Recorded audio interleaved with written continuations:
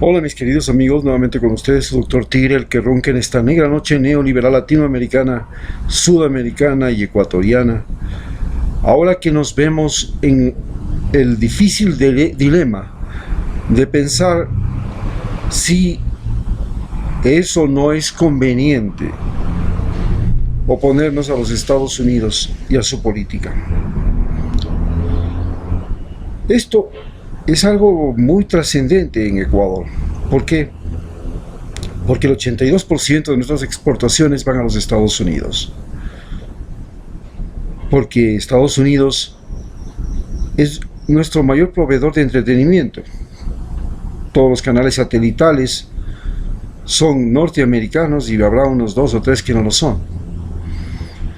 Porque los norteamericanos son los que nos inspiran en la creatividad. Los norteamericanos son el país que invita y atrae a los ecuatorianos, sea como turistas, sea como migrantes. Y por supuesto a nadie se le ocurre la idea de siquiera irse de paseo por la Unión Soviética o Rusia, o irse a China, o que el día de mañana pensar en ir a trabajar en China o ir a trabajar en Rusia. Y porque además realmente ha conseguido Estados Unidos hacernos sentir que es espantoso oponernos a Estados Unidos viendo lo que pasa en Cuba, viendo lo que pasa en Venezuela. Colapsos económicos, porque si Estados Unidos te cierra las puertas, las posibilidades de que sobreviva un país, en el caso de América Latina y de muchos países del mundo, estamos viendo en Siria, estamos viendo en otros países como Irak, Afganistán, Libia, son muy difíciles. Claro, después de la Segunda Guerra Mundial, se vio que los países de Europa del Este, que estaban amparados por la Unión Soviética, tuvieron un fracaso, a tal punto que se han cambiado al sistema de Europa Occidental. En cambio, los países de Europa Occidental tuvieron un éxito, a tal punto que ahora son competidores de Estados Unidos. No solamente eso, lo mismo vimos en Japón y Corea. Mientras Japón le debe su gran potencia y su gran capacidad económica a Estados Unidos, lo mismo que Corea del Sur, Corea del Norte vive en un sistema de opresión, no solamente por un dictador, sino de opresión económica y de marginación económica. La pregunta que nos hacemos es si Estados Unidos nos aceptaría como Estado de los Estados Unidos, porque Puerto Rico hizo una consulta para ver si quería ser un Estado, una nación independiente, o ser parte de los Estados Unidos, ser un Estado de los Estados Unidos. Y ganó la opción de ser un Estado de los Estados Unidos. Estoy seguro que si hace una consulta popular aquí en Ecuador, usted prefiere o no prefiere ser un Estado de los Estados Unidos, gana la opción de, vamos, seamos un Estado de los Estados Unidos. Y si usted hace la misma pregunta en Cuba, van a decir, sí, es preferible ser un Estado de los Estados Unidos. Y si hace la misma pregunta, posiblemente en México, van a decir, sí, es preferible ser parte de los Estados Unidos. El problema es si los Estados Unidos quiere que Ecuador sea parte de los Estados Unidos como Estado de Estados Unidos, no como Estado libre asociado, ni tampoco como Estado del patio trasero. Estado libre asociado significa que no puedes elegir presidente, ni tener congresistas, ni disfrutar de todos los derechos que tienen los norteamericanos.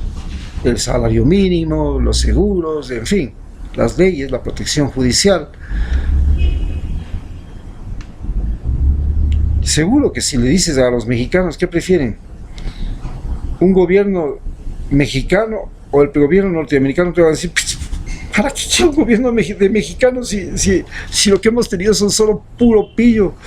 Si el gobierno de los mexicanos significa tener encima la policía y el ejército más corruptos del mundo, y si le dices a un colombiano, ¿qué prefiere, ser colombiano o ser ser un estado norteamericano? Te va a decir, pucha, ser un estado norteamericano porque tengo el ejército más corrupto del mundo, tengo la guerrilla más resistente del planeta, tengo la mayor pobreza campesina, tengo una mala distribución de la tierra. No, prefiero ser estado de los Estados Unidos. Ahí me van a decir, no, ya, hasta aquí. ¿Quiénes son los que realmente no quisieran que Ecuador sea un estado de los Estados Unidos? Los ricos. Ellos quieren ir a los Estados Unidos, disfrutar de los Estados Unidos, gozar de los Estados Unidos, pero que vengan acá las leyes de los Estados Unidos y les digan, ustedes tienen que pagar impuestos, ustedes tienen que evitar los monopolios, ustedes tienen que comportarse así, ustedes tienen que dar libre competencia a las empresas norteamericanas que vengan acá. Ustedes no pueden pedir protección del Estado norteamericano, ecuatoriano.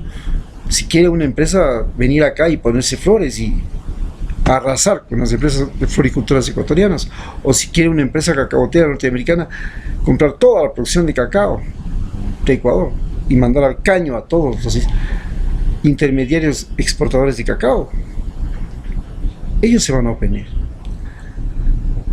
La pregunta es si Estados Unidos nos quiere a nosotros allá. Evidentemente tienen 360 millones de habitantes. América tiene 400 de América Latina. Si se diera el caso de que toda América Latina pudiera ser un solo estado con Estados Unidos y Canadá juntos, y formáramos lo que realmente dice el nombre, Estados Unidos de América, no Estados Unidos de Norteamérica, que es ahorita los Estados Unidos, sino los Estados Unidos de América, desde el estrecho de Bering al estrecho de Magallanes. Y nosotros dijéramos, bueno, vamos a formar una unidad económica formidable y le vamos a dar los mismos derechos que Roma dio a todos sus territorios cuando formó el Imperio Romano. Porque las Galias, y el de acá y el de allá, tenían representación y tenían derechos, a tal punto que después el imperio se dividió. ¿Por qué? Porque cada una de las regiones tenía los mismos derechos que Roma.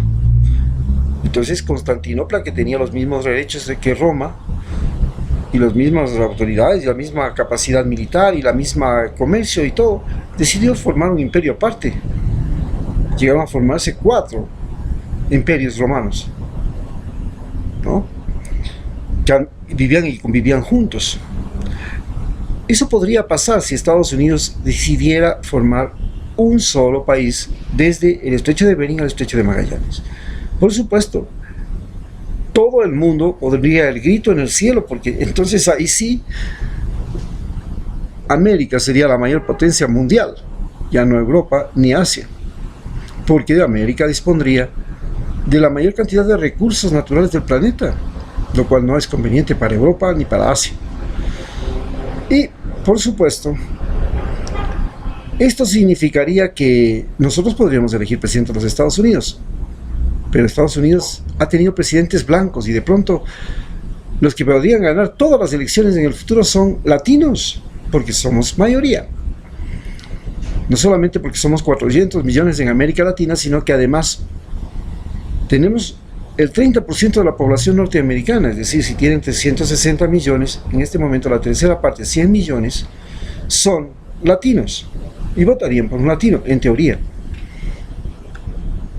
Pero eso no es posible. Los norteamericanos saldrían gritando la mayoría de la supremacía blanca. Eso es invasión. Nos quieren imponer una raza que no es nuestra, una religión que no es nuestra, un idioma que no es nuestro, el español o el... Y entonces, ¿en qué quedamos nosotros? Vamos a tener que perder lo nuestro y dejar inclusive nuestro país en manos de ellos. No, eso no lo vamos a permitir jamás de los jamases. Ese es el conflicto real que existe entre Estados Unidos y América Latina. No es que existe que los Estados Unidos sean los malos de la película, porque ¿qué diferencia existe entre Estados Unidos, Rusia y China? Estados Unidos es un país que vive y surge y se crea a partir de la renovación continuamente renuevan sus presidentes, su Congreso, sus cortes, su sistema, vive la renovación, que fue la clave de su proceso de organización social, y vive la innovación. Han inventado todo: rascacielos, televisor, internet, transistores, satélites, bueno, que no han inventado y que no inventan. Su sistema se basa justamente en la innovación, pero tiene el problema de que se ha convertido al mismo tiempo en un explotador del mundo, porque puede comprar desde lo que necesita en materias primas hasta la conciencia de la gente de todo el planeta. Entonces, mientras ellos viven la libertad, los lugares donde ellos tienen necesidad de abastecerse no lo hacen. Rusia, por el contrario, a nadie discute que es una potencia militar, y es una potencia militar desde antes de la Unión Soviética, desde que era el Imperio Ruso, con Pedro el Grande. Pero para los rusos lo más importante es la seguridad y su fuerza militar y su fuerza física inclusive. Procuran por todos los lados ser autosuficientes. Claro, teniendo una enorme superficie territorial como tienen, lo pueden ser, pero no pueden seguir el ritmo de la renovación y de la innovación que tiene Estados Unidos. Entonces, lo más importante para un ruso es el orden, y nosotros difícilmente, América Latina, podría aceptar un orden ruso. Es lo que les pasa a Cuba. China, por el contrario, es un país que concentra su potencia, su capacidad, es una potencia mundial porque tiene 1.000 millones de chinos que trabajan como chinos, pero no solamente que trabajan como chinos, sino que ahora trabajan con celulares, con electricidad, con internet, con herramientas, con tractores, con motores, con todo, y son una potencia económica imparable. Lo que les interesa a los chinos es, por supuesto, multiplicar su producción. Quieren producir y producir más, pero al mismo tiempo quieren consumir y consumir más, y se vuelven un problema para el planeta Tierra.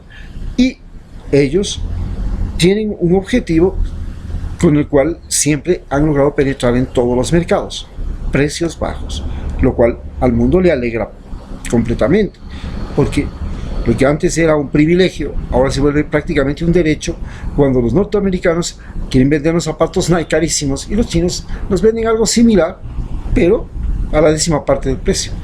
Esto, por supuesto, es lo que ha creado la competencia con Rusia, una competencia militar, y con China una competencia económica, y viven una guerra entre ellos.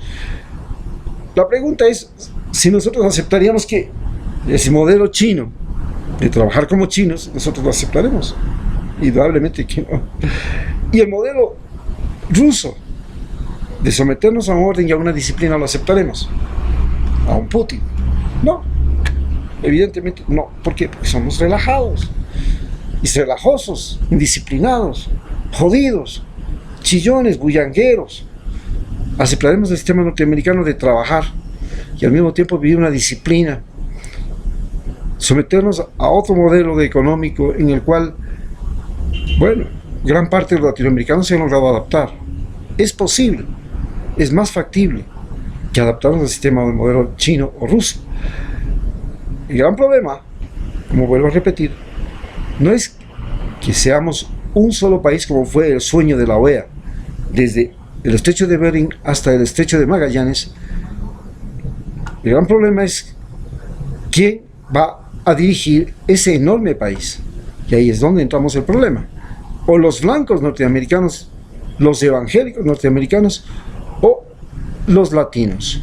Por supuesto, cuando los latinos éramos prácticamente menos que los norteamericanos por la gran migración que hubo a los Estados Unidos, bueno, era algo que se consideraba que se podía hacer la OEA y se podía crear un solo país, porque los norteamericanos tenían mejores preparaciones, más capacidad. Un norteamericano valía por 10 latinoamericanos porque estaba más estudiado, tenía más herramientas de trabajo, más capacidad productiva, más conocimiento. Hoy no. Hoy un latinoamericano trabaja igual que un norteamericano, conoce las mismas cosas, sabe lo mismo, maneja las mismas herramientas, y somos más. Ese es el gran problema que nos impide crear un solo país desde Alaska hasta la Patagonia. No es en sí el que los norteamericanos sean nuestros opresores, porque en realidad los norteamericanos no son nuestros opresores. Los opresores son las oligarquías de cada uno de nuestros países, porque esas oligarquías han pactado con los gobiernos norteamericanos para jodernos desde la misma época de la independencia. Y el problema norteamericano no es que se lleva mal con los latinoamericanos, es que utiliza a las oligarquías para jodernos. Y eso es lo que nos irrita, eso es lo que nos molesta. Y es el principal problema que impide que los latinoamericanos, con los norteamericanos y los canadienses, podamos formar un solo país. Porque cada oligarquía quiere mantener sus fronteras, quiere mantener su ejército, quiere ser el patrón de su hacienda llamada país. Muchas gracias.